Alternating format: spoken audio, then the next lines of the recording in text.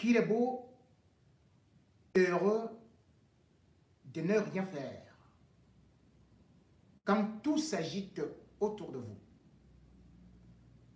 Disait Bernard Barbier en 1852.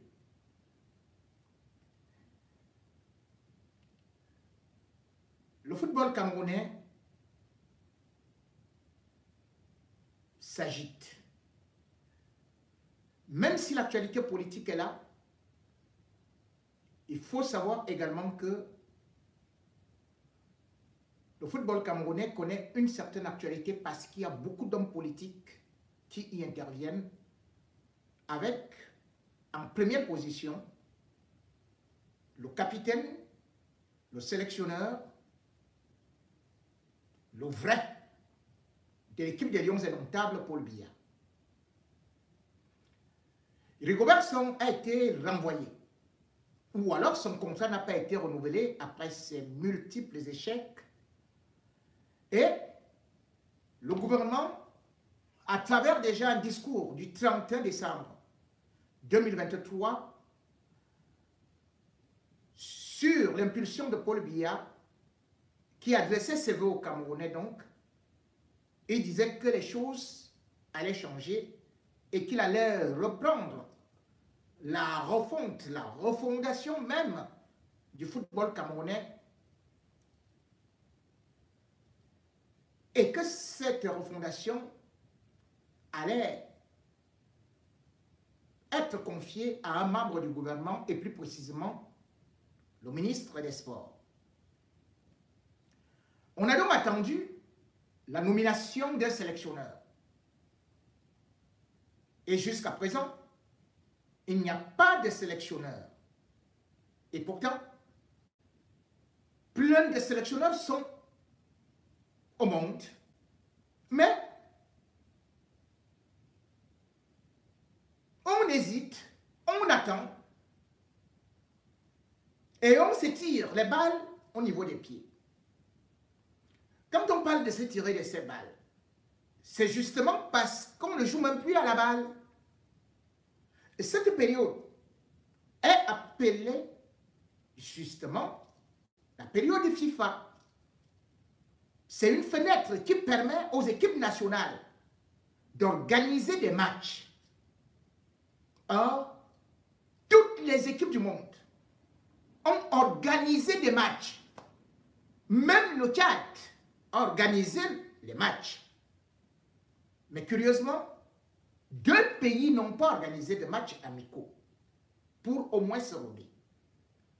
Car après cette fenêtre, c'est directement les éliminations, les matchs éliminatoires de la Coupe du Monde 2026. Cette période devrait donc servir de préparation avec le nouveau sélectionneur pour les matchs couperets qui viennent. Parce que directement, c'est la Coupe du Monde. Puis, il faut aussi savoir qu'il y a la CAN 2025 qui est là. Quel sélectionneur va-t-on prendre le jour du match pour obtenir les résultats? À moins qu'on veuille s'inspirer de ce qui arrivait en Côte d'Ivoire. Mais sauf que Emel Sfaye faisait partie du staff. On n'est donc pas parti chercher quelqu'un qui ignorait les joueurs. Mais aujourd'hui, l'équipe du Cameroun n'a pas de sélectionneur. Où est donc parti le grand comité qu'on nous a dit qu'on créait? Samuel Eto'o nous a dit que c'est lui qui nommait le sélectionneur. Curieusement, on le voit beaucoup plus ailleurs, peut-être en train d'aller au FECAM. Et par la suite, on voit des petites discussions, des petites disputes dans le gouvernement, où on ne sait plus qui est qui. Paul Biya qui devrait nommer donc le sélectionneur, il est en train de dormir, et tout dehors, un pays mort. Le Sénat a mort, vivant. L'Assemblée générale, un mort vivant. Le ministre des Sports, un un demi-mort. Le premier ministère, un demi-mort. Le président de la République, un quasi-mort.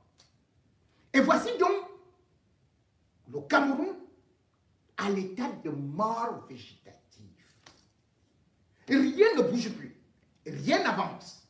Même le seul domaine où parfois les Camerounais partaient prendre une petite consolation. Comment comprendre que les Lions ne puissent donc pas attirer un sélectionneur digne de ce nom? Comment comprendre qu'en cette période, les Lions ne puissent pas avoir accès à ce qu'on peut appeler une période d'essai? Il n'y en a pas. Le seul pays qui n'a pas organisé des matchs amicaux, c'est la RDC. Sauf que la RDC n'a pas enlevé son sélectionneur. C'est des sabres qui est là. Mais compte tenu que la RDC, c'est les léopards, et de l'autre côté, au Cameroun, c'est des lions, donc c'est presque les mêmes problèmes. Les problèmes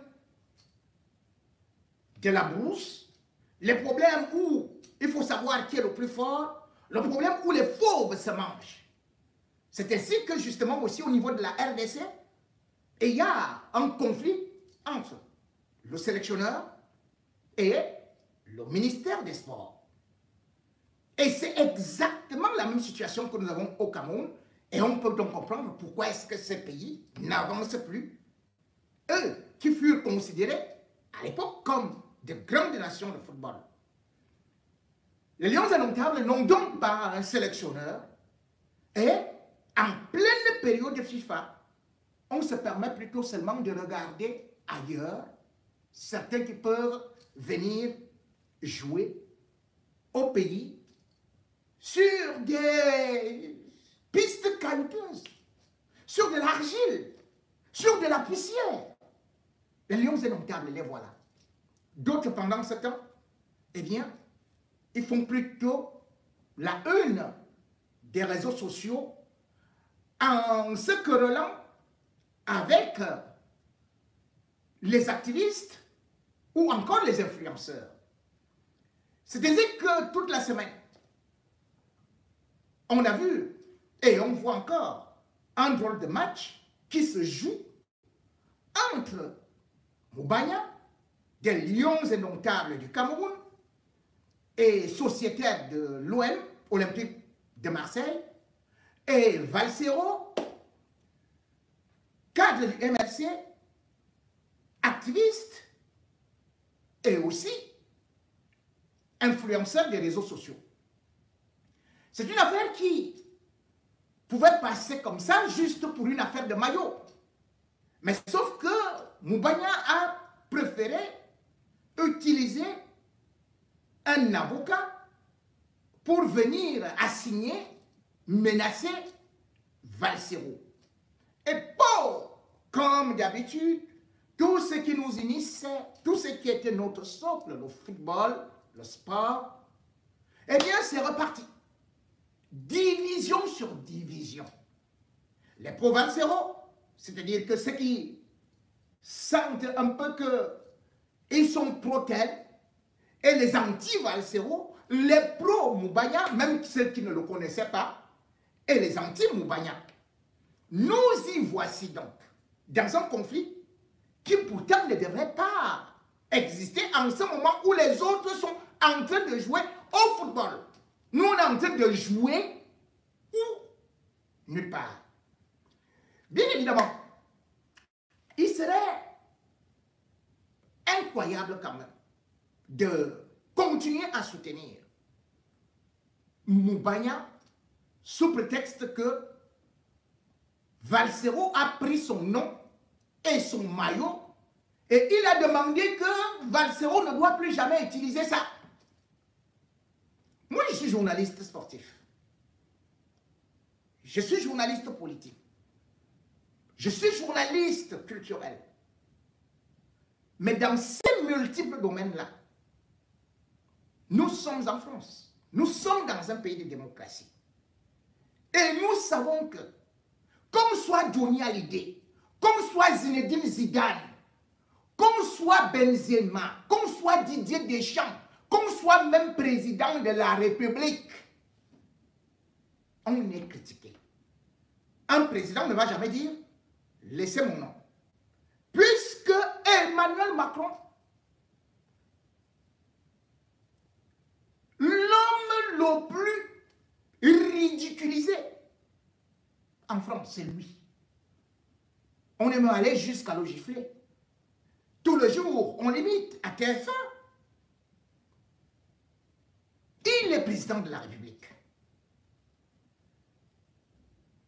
Nous sommes dans un pays où la liberté d'expression permet à tout un chacun de dire un certain nombre de choses. Encore que Valsero n'a pas employé les injures contre son compatriote Moubanya. La seule chose qu'il a eu à faire, c'était d'aller dans une boutique parce qu'il est supporter de Marseille. D'ailleurs, mes enfants également, ils sont supporters de Marseille. Ils achètent des maillots et ils floquent avec le joueur qui est beaucoup plus proche d'eux, dont ils sont fans. Valsero est allé acheter un maillot dans une boutique. Ce n'est pas Moubanya qui lui a offert ça. Un maillot, je crois, 120 €. Après, simple hasard, il se trouve que parce qu'il fait le concert le 14 juin, eh bien, Moubanya porte le 14. Quoi de mieux? Nous ne demandons pas de vendre le pays, de faire ceci. Fallait-il qu'il achète un maillot de quelqu'un de notre pays? Non. Il a donc acheté cela, d'autant plus qu'il va se produire à Marseille. Jusque-là, je ne vois pas la faute. Qu'il soit anti-gouvernement, qu'il soit pro-gouvernement, qu'il soit pro-Canto, mais les lions indomptables et les joueurs sont des personnalités publiques. Et mieux, le maillot qu'il est parti acheter n'appartient pas à Moubanya. Il n'est pas parti voler chez Moubanya. Il est parti acheter avec son argent. Déjà que l'image de Moubanya n'appartient pas à Moubanya. Un joueur, quand il signe dans un club, c'est ce club-là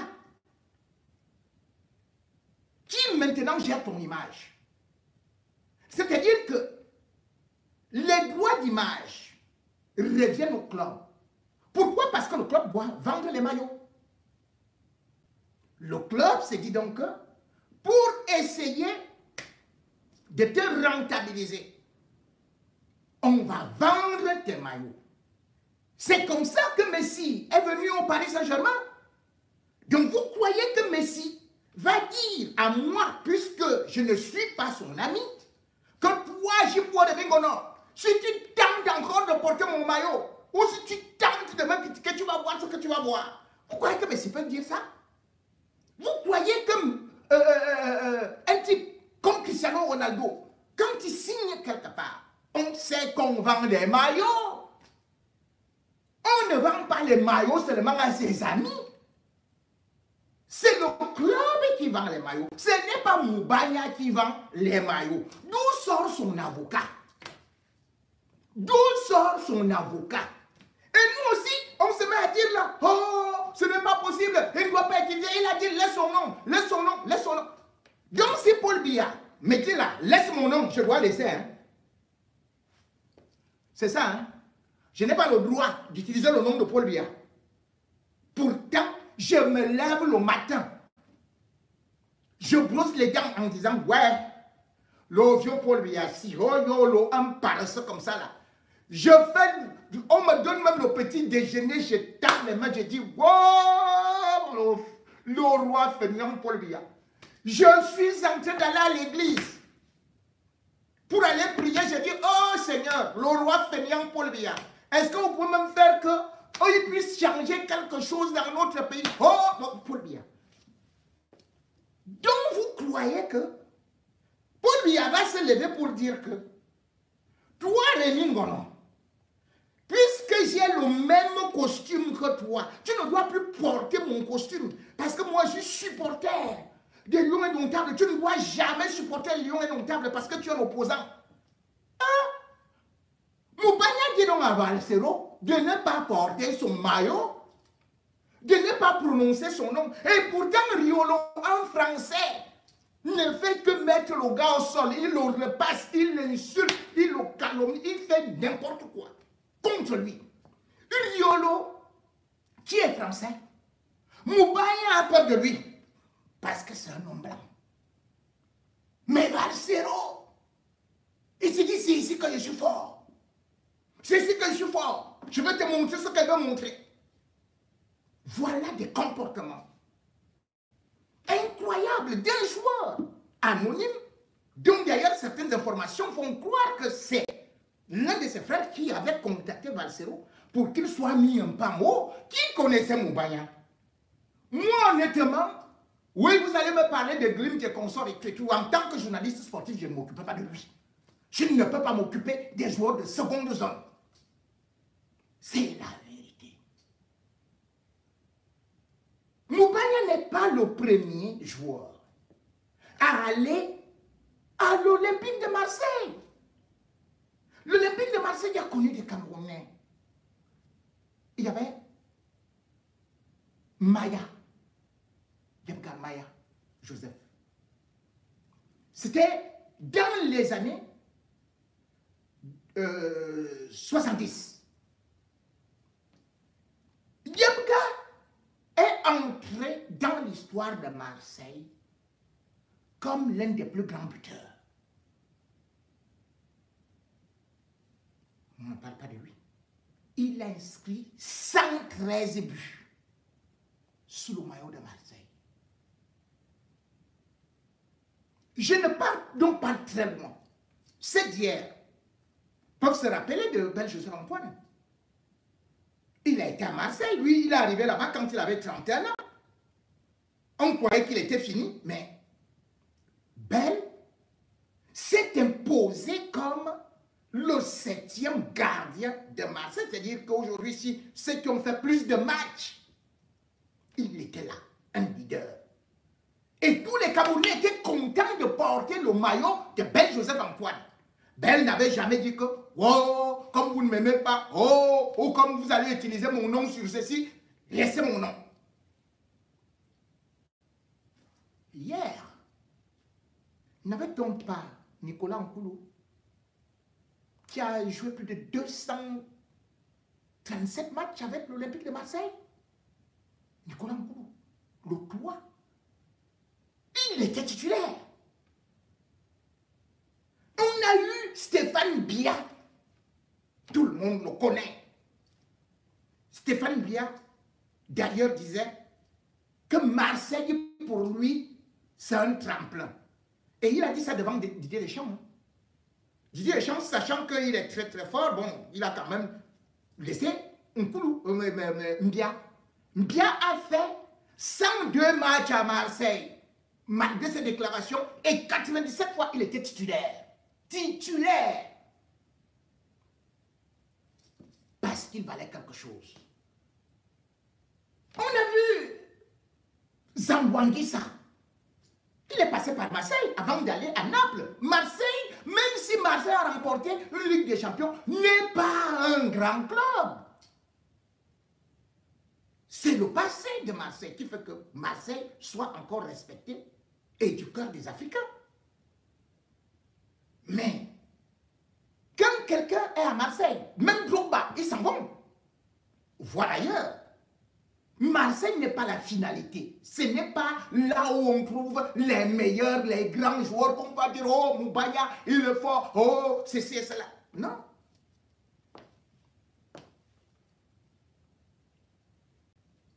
Si vous enlevez les Zambouanguissa, vous allez voir des Camerounais qui ont aussi échoué là-bas. Donc, Les saisons n'ont pas été très top. Moubania n'est pas le premier. C'est là même, par exemple, Tintonji, il a été formé à Lyon. Mais il allait à Marseille. Hein. Il a joué peut-être 87 matchs, il a inscrit 16 buts. Mais on a trouvé que c'était un flop. On peut même parler d'autres qui ont réussi et qui aujourd'hui resteront, même s'ils sont morts. Mbami. Mbami était le cœur du jeu de Marseille. Parce que Marseille l'avait pris, il sortait du Paris Saint-Germain. Tout le monde était fier de porter le maillot de Mbami, qui pourtant sortait du Paris Saint-Germain.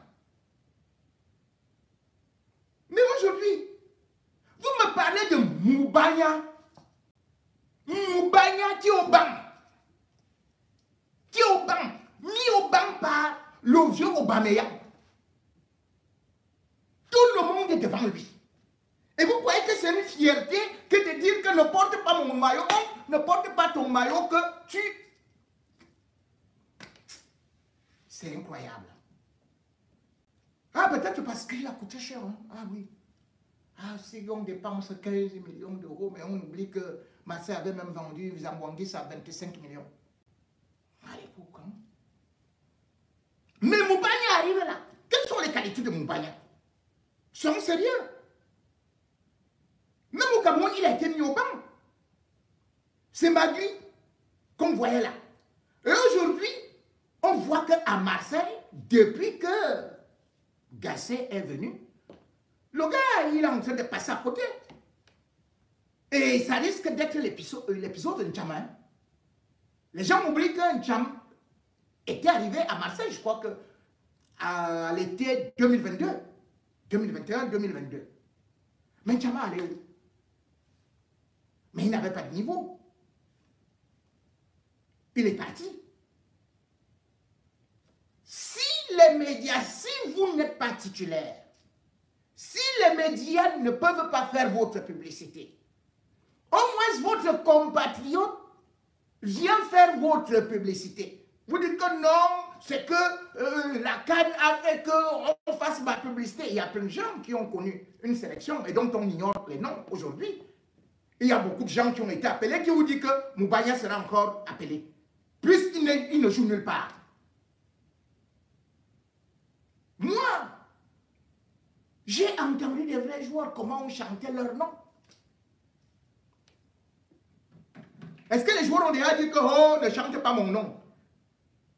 Bien au contraire, ils sont contents parce que ça fait partie du marketing. Mais l'autre qu'on appelle Mbanya là, ou Mbanya, la seule fois que j'ai entendu un nom qui ressemblait à un truc là, c'était à l'époque. C'était une chanson que nous on dansait, je ne sais pas où au collège ou à l'école primaire. Attendez, je vais vous mettre ça. Je vais vous mettre. Peut-être que vous allez. Mbanya, Mbanya, Mbanya, Mbanya, oui, Mbanya, Mbanya, Heba, l'ancien Makosa. Mbanya, Mbanya, hey, il va porter plainte. Jean-Paul Mono, fais attention. Mbanya, Mbanya, Mbanya, voilà un morceau. Le type là chante ton nom. Envoie ton avocat. Hey, hey, Mbanya. Mbanya, hey. Mbanya. Bon, ok. Bon. Après ça, personne d'autre n'a jamais chanté ton nom. Voilà, c'est comme ça. Donc des joueurs qui ont te dit, sois d'abord comme un athlète. Hein? Mbanya, il a le ventre comme le mien. Je n'ai jamais vu, mais le gars, il est costaud comme Ganou. C'est la boxe. C'est quoi? Le gars est musclé comme ça, on lui dit que non. Essaye quand même de...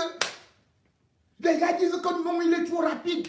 Oh yo, c'est le joueur le plus rapide de France. 36, il a été flashé à 36 km, 36,37 km/h. C'est bien. On veut les joueurs, on ne veut pas les sprinteurs, les coureurs. Ambanya ou Moubanya. Je me rappelle qu'un joueur qui était dans le tonnerre, on l'appelait Bouboule et Bongué. Et Bongué, quand il traçait, papa, il débordait la ligne. La ligne, il dépasse le but. Il se retrouve devant les spectateurs, on lui dit que pardon, mais Bongué, tu es déjà arrivé, tu as déjà traversé tout le terrain. Calme-toi, calme-toi. Il dit, c'est comme ça qu'il sait. C'est donc comme ça, Ambanya, Moubanya. Faut le laisser. Faut pas venir faire les trucs des villageois ici. Tu as vu quel joueur servir des choses comme ça? Parce que tu as entendu que Mbappé. Ou bien c'est notre sentiment comme ça là qu'on n'aime pas la démocratie. Que Mbappé a dit à celui-là qui s'est amusé avec le nom du kebab et tout, que non, il ne faut plus utiliser mon nom. Oubliant que les Mbappé, il y en a des millions, même au Cameroun, tu ne peux pas dire que n'utilisez pas mon nom. Tout ça parce que, tout ce que vous voyez là, c'est parce que notre football est utilisé pour des règlements de compte. En réalité, quand on regarde les agissements de Moubanya, Ambanya, ce n'est pas lui qui le fait. C'est qu'il est poussé quelque part. Peut-être pas le nouvel exécutif de la FECAFOOT qui a des problèmes avec Samuel Eto'o. Enfin, qui a des problèmes avec Valsero. Parce que tout le monde sait que entre Eto'o et Valsero, c'est pas du tout beau. Et du coup, on se dit peut-être que Ambanya, qui n'est pas un bon footballeur, c'est bien que si Valsero continue à le vanter, à porter son maillot, Eto'o va dire qu'il ne vienne plus dans la sélection des Lions.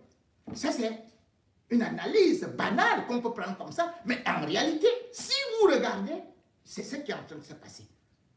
Comment on va bâtir une équipe des Lions? Avec d'un côté les gens de Moine Kombi, de l'autre côté les gens de Samuel Eto'o. Comment va-t-on construire le Cameroun et une équipe? Comment va-t-on arriver à des réconciliations si chacun reste sur sa position, cherchant à poignarder l'autre dans le dos? Ambanya a été utilisé, mais je crois que ce qu'il ne sait pas tout simplement, c'est qu'il risque d'être pas une balle percée, mais une citrouille, voire un citron qu'on aurait coupé en deux. On prend des jus, on boit, et puis on suce, on se débarrasse de l'écorce.